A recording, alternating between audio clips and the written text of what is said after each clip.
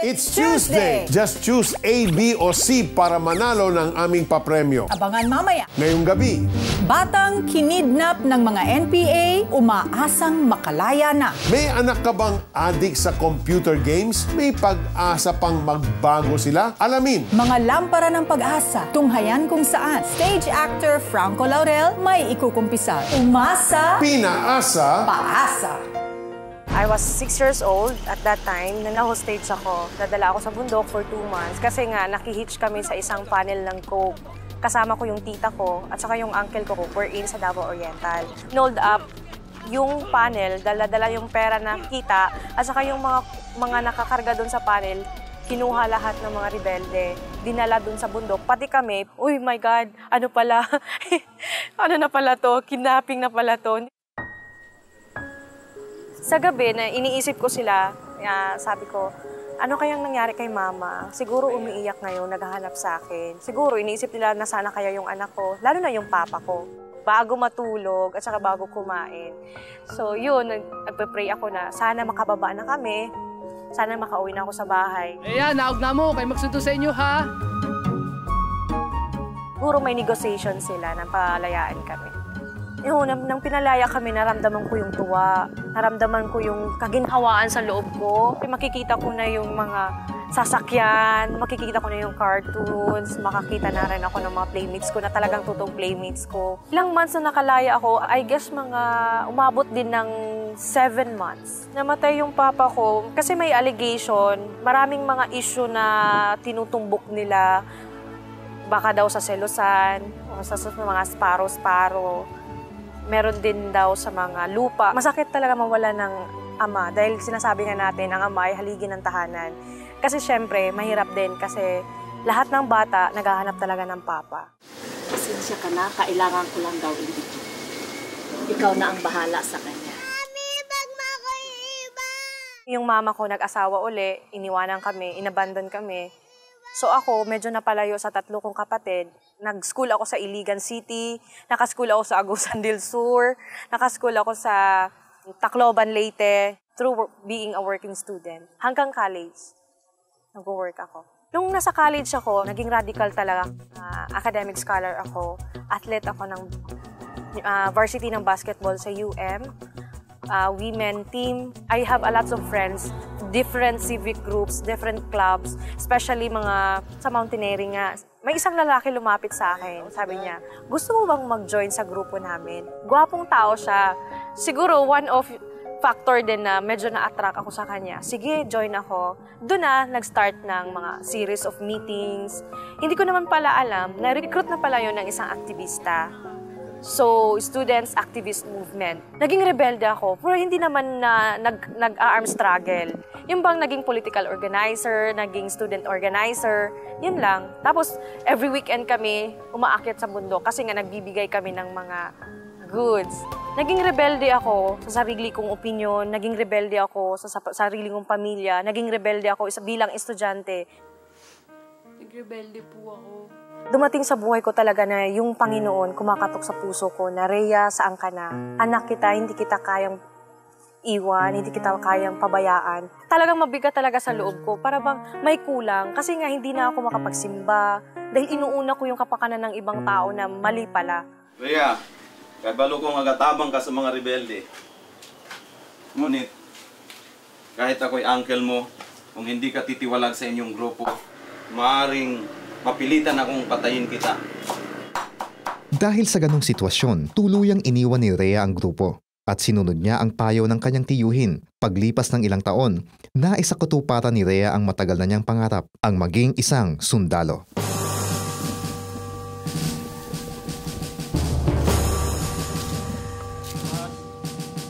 Ang ginagawa ko sa service ngayon, ako yung frontliner ng naging part ng Speakers Bureau sa headquarters namin. Ako yung nakipaghalubilo sa mga media. Ako yung nag-on air, nagre-radio broadcast din ako, nagsusulat ng press releases, at saka kumukuha din ng mga interviews regarding sa mga military activities. Saka advocate din ako ng peace and development para sa bayan natin. One day na may isang tao, nag-surrender siya sa kamay ng mga pulis. Tapos lumapit siya sa office namin kasi nga kami yung mas nakakaalam yung programa ng government natin, yung Balik Baril program. Ako yung tao na nag-interview sa kanya. Kilala niyo po ba si Edgar Villa? Na-trace ko na isa pala siya sa nag-back up doon sa team na tumira sa papa ko. At saka isa din siya sa mga nag-back up nung contact sa baba ng time na na-hostage kami. Nung time na nagkaharap kami, nagulat nga ako. Naramdaman ko yung, wow, sabi ko, wow, ang liit talaga ng mundo. God is good. Kasi nga, hindi naman totally 100% kasi na-solve yung case ng papa ko. Yung sa akin din, hindi ko nga alam ano nang follow-up nun. Pero never ako nagkaroon ng hatred, never ako nag-revenge, never ako na saktan ko siya. Wala, sinabihan ko lang siya, good na nag-meet tayo, maging kaibigan tayo ngayon. Pero naglapit din siya sa akin na, ma'am, naghingi siya ng sorry. Ma'am, sorry po talaga. Sorry. Tay, dapat ako. Sinabi ko naman sa kanya, it's okay, nangyari na yon. Si Lord na lang ang bahala. Although sa tingin ng ibang tao, sa tingin ng family ko sa'yo, siguro nagkasala ka sa kanila. Pero sa akin okay na yon, tapos na yon. Kinalimutan ko na yon. Ang nangyari sa kanya ngayon, he's in good hands. Andun siya, custody siya ngayon ng police ng Davao City Police Office. Andun siya, naging partner rin siya ng isang civilian action force. Hindi lang siya ang nagbago, pati rin ang family nagbabago din. Kasi yung asawa niya, binigyan ng livelihood project ng government, at saka yung mga bata, pinapaaral. Kasi may 3 anak siya. So, na-meet ko yung mga bata. So, nice. Yung pagbabago na yon, sana magsisimula sa puso natin. Baguhin natin yung sarili natin. Unang-una, kilalanin natin si Lord kung sino man siya. Kasi siya lang yung may kapangyarihan. Siya lang talaga ang may karapatan. At saka, siya rin nagbibigay kung anong pagbabago sa buhay. Talk about having a colorful story. But you know, just to update everyone, Rhea is now in Davao and she has her own family. Galing. Ayan, talagang makikita mo yung parang contradicting yung mga choices niya, no? Tama. Pero I think, Peter, pag nakilala mo ang Panginoon, makikilala mo rin kung ano yung plano niya for you talaga. Correct. Kung ano talagang direksyon ang gusto niyang tahakin mo. At lahat yung mga she rebelled in every aspect of her life against her parents, in school, against the government. Lahat na. Her life was one rebellion, di ba? Pero binago ng Panginoon yun. Yes. And also, Peter, I just want to note that marami din siyang naramdaman na hurt, no? Nung iniwan siya nung mother niya, di ba? Pero what I can see here, is that God's plan for us is so much greater than our hurts and disappointments. Tama yan, Felici. That's so true. And His plan for you is also great. It is perfect. It is purposeful. If you're watching right now and siguro nakaka-relate kayo sa dun sa nangyari ni Rhea, yung mga handaming unfolding events sa kanyang buhay, and perhaps you don't have all the answers like her, the first thing and the good thing you can do right now is place your trust in the Lord. He is the author and finisher of our lives. And it begins with a simple prayer of surrendering your life to Jesus Christ. Pray this prayer with us. Let it be the prayer of your heart. Just say, my Heavenly Father, ang dami pong nangyari sa buhay ko, and I don't know the reasons behind them, all the things that has happened to me, all the events that has unfolded, and even my hurts and the trials that I have gone through, Lord, I don't have the answers. But Lord, today I choose to put my trust in you. You know the end from the beginning. You are the author of life. So right now, oh God, I surrender my life to you. Completely, Lord, every area of my life, be in full control. And I confess that I am a sinner and I need your forgiveness. And right this moment, Lord, I invite you, Jesus, to come into my life, to be my Lord, to be my Savior, to take charge of my life, my future completely. I put my complete trust in your hands, in your care. I pray this prayer from my heart in the name of Jesus. Amen and amen. Taos-puso ka bang sumabay sa aming panalangin? Tinanggap mo ba si Jesus bilang Diyos at sariling tagapagligtas ng iyong buhay? If yes, ikaw ay bago ng nilalang. Dahil sa pag-asang hatid ni Jesus, ikaw ay magkakaroon ng buhay na walang hanggan. Balitaan niyo naman kami kapatid sa inyong pinakamahalagang desisyon.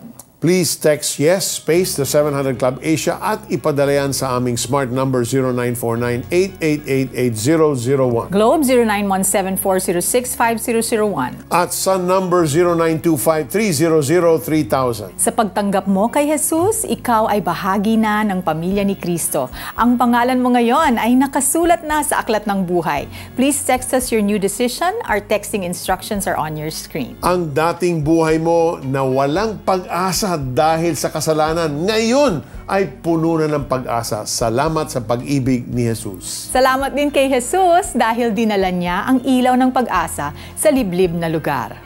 Paano? At saan? Alamin natin sa kwento ng Watts of Love.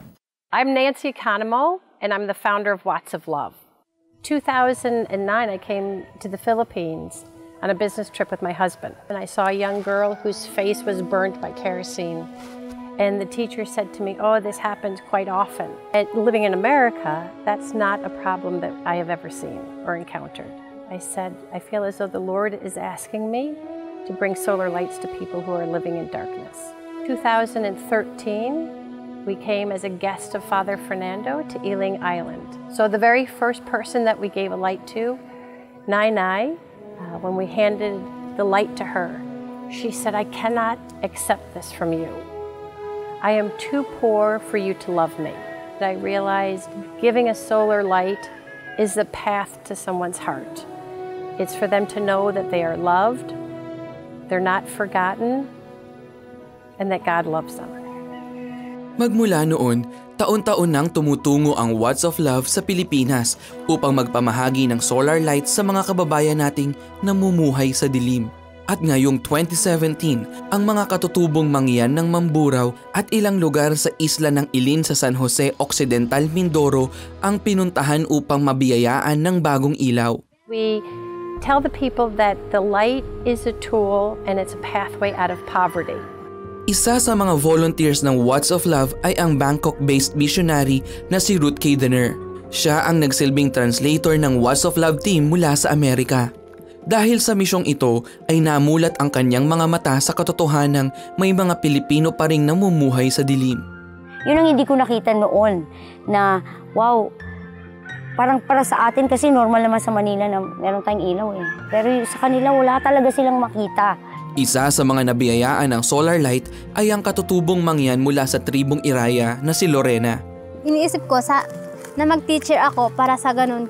Kung makakagraduate ako sa isang taon, marahil ako ang kauna-unahang makakagraduate dito sa aming pamayanan kasi ako pa lang nakakatungtong ng college. Si Lorena ay 26 na taong gulang at may sarili ng pamilya. Mahirap para sa kanya ang pagsabayin ang pag-aaral at pagiging ina ng tahanan. Gasera ang gamit niya sa gabi kapag nag-aaral. Minsan po pag nag-aaral po ako, nakaganon po yung isang kamay tapos nagsusulat po yung isang kamay. Tapos pag nagre-review po, minsan nagre-review ako nakahiga. Kaya nung one time po, sa sobrang puyat ko na, nakatulog po ako ng ganun. Tapos paggising ko po ay nakatumba na yung simbo, yung ilaw. Kaya mahirap. Malaking tulong ang natanggap na solar light ni Lorena upang maging mas madali ang kanyang pag-aaral at mailayo sa peligro ang kanyang sambahayan. Pinapangarap ko na balang araw kapag nakagraduate ako, talaga magpapatayo ako ng kuryente. Siguro dininig ng Diyos na hindi naman ako masyadong maghirap. Makaranas naman ako ng kahit isang taon. Mag-aral ako na may maliwanag. Dahil hindi nabibili ng kerosene, makakatipid si Lorena ng 30 pesos kada araw. 10 piso naman ang kanyang matitipid dahil sa halip na makicharge ng cellphone sa kapitbahay ay pwede na niya itong gawin sa kanyang solar light. The first thing we ask them to do is buy a manok. And then we encourage them to buy a kambing and a baboy and a baka. Because through the farm animals, they're always able to feed their family. They can sell their animals for education. They are now empowered and they are given the tools to raise their family out of poverty. 6 na buwan nilang nililikom yung mga pera para makabili sila ng lights para sa mga Pilipino. Pero yung mga tao na nabigyan namin ng ilaw, sinasabi na nananalangin kami sa Panginoon na umayos na yung buhay namin. At ngayon may ilaw na kami. Ngayon mas maganda yung magiging buhay namin dahil sa ilaw na binigay nila.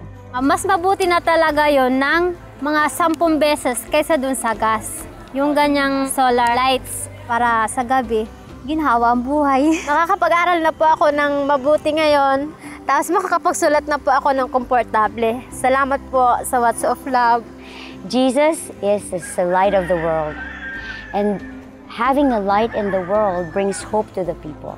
Everybody that is living in the darkness does not have any hope. And so for us to go and bring that light, it's like bringing God into their lives and giving them hope and a better life. Ayan. Yan ang calling ng Watts of Love, no?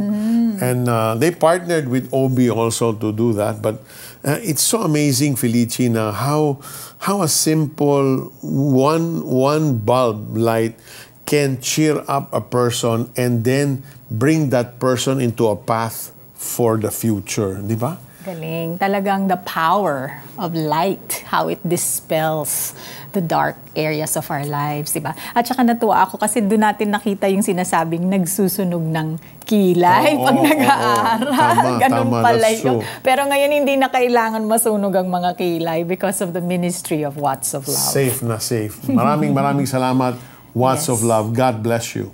Stage actor Franco Laurel may ikukumpisal. How can I portray Joseph if I myself was not able to forgive? Ang kanilang kwento at ang aming papremyo sa Umasa, Pinaasa, Paasa.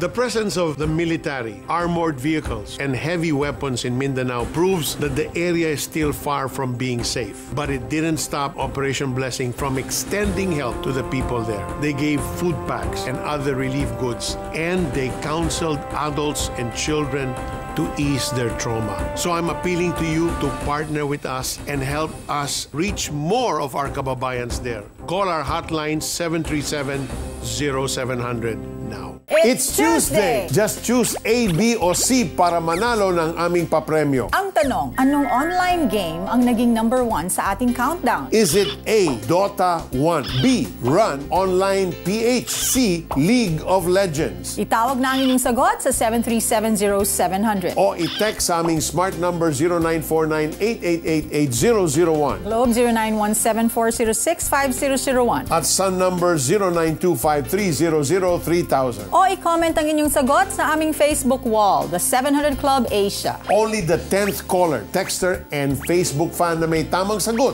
ang mananalo ng aming papremyo. Kaya, sali na! At para makasigurado sa inyong sagot, abangan mamaya ang top 4 online games sa ating Ang Sabi ng Kids.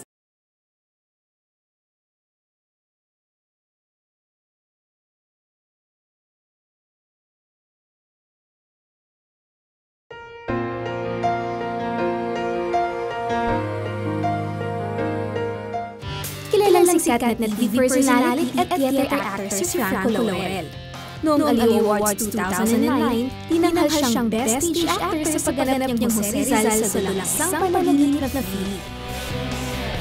Nagsimula si Franco sa pagtanghal sa teatro noong 1999 at sumikat siya sa musical play na Rama at Sita. Ang teatro rin ang naging daan para makilala ng aktor si Jesus. It was Princess Gonzalan who invited me to a Bible study group with other celebrities at that time. I remember we were studying Galatians. And then I believe at that moment in time, God spoke to me and opened my eyes. And I felt na this is really good.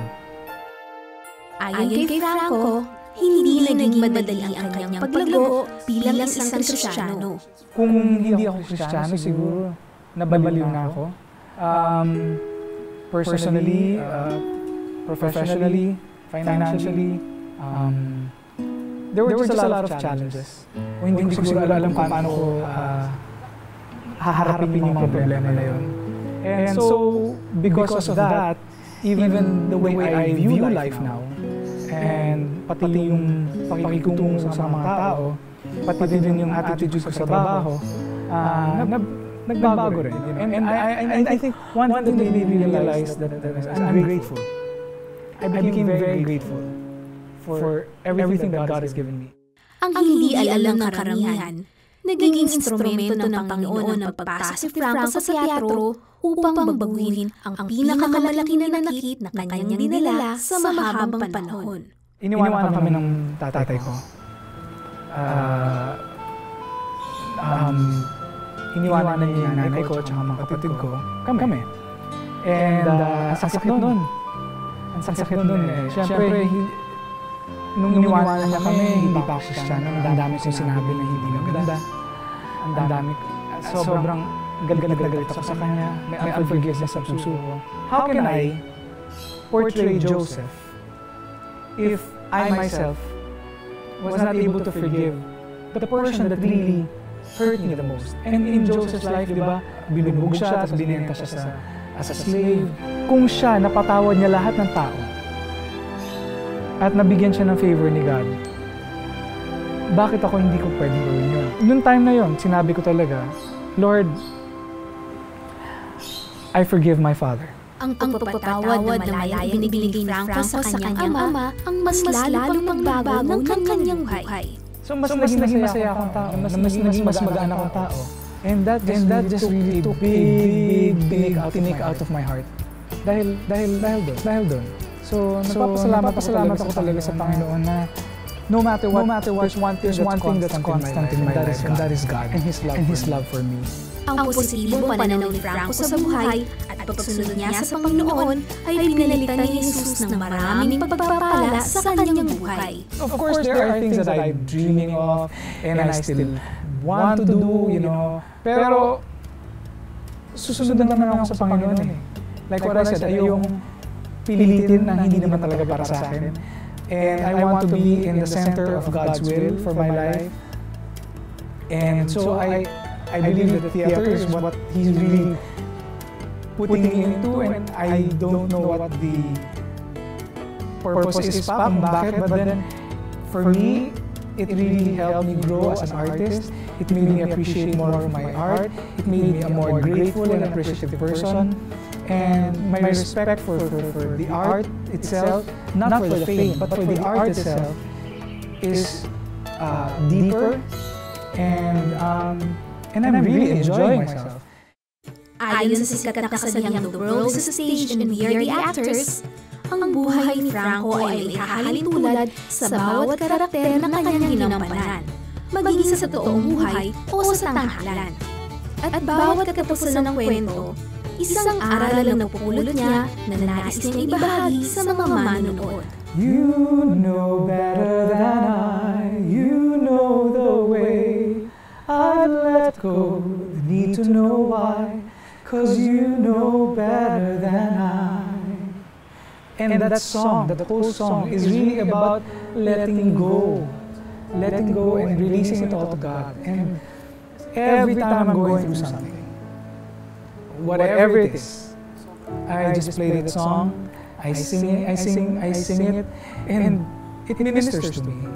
And it really makes me realize I can't do this alone. And the only way to do this is just release it all to God. And God will take care of me.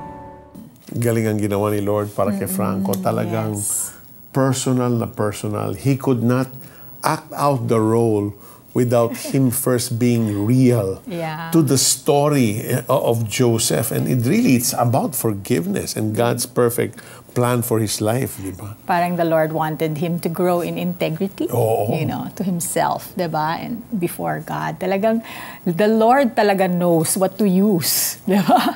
And it's beautiful to see. Makikita mo naman sa mukha ni Franco yung freedom of having forgiven, di ba? That's so true.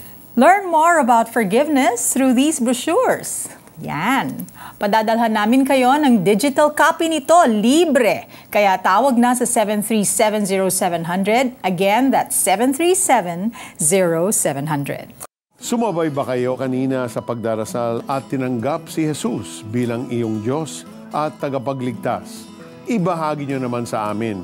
Please text YES, space the 700 Club Asia at ipadala yan sa aming smart number 0949-888-8001 at Globe 0917-406-5001 at Sun number 0925-300-3000.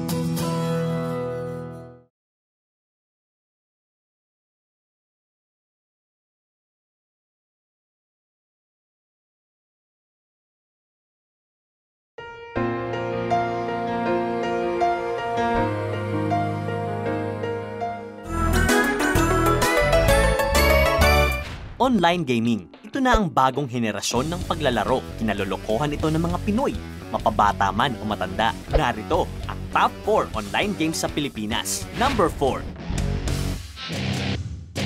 Number 3.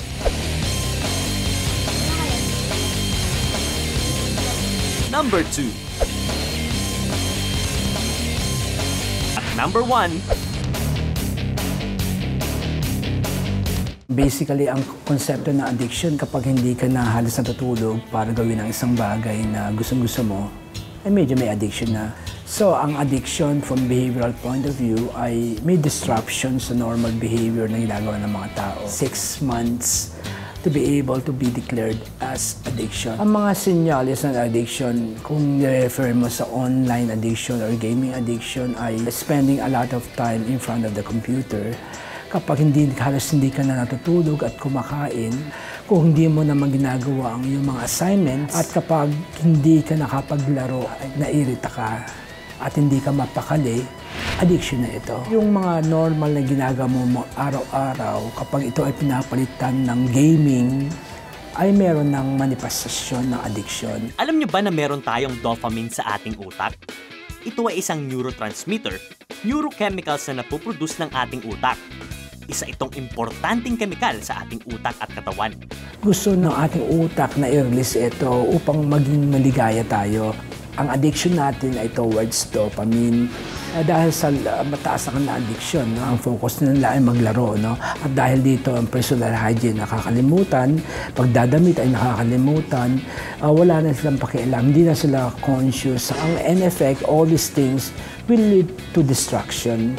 Kaya napaka-importante sa atin na be transformed with the renewing of our minds sa Romans 12:1. I learned that anything that's too much could be bad.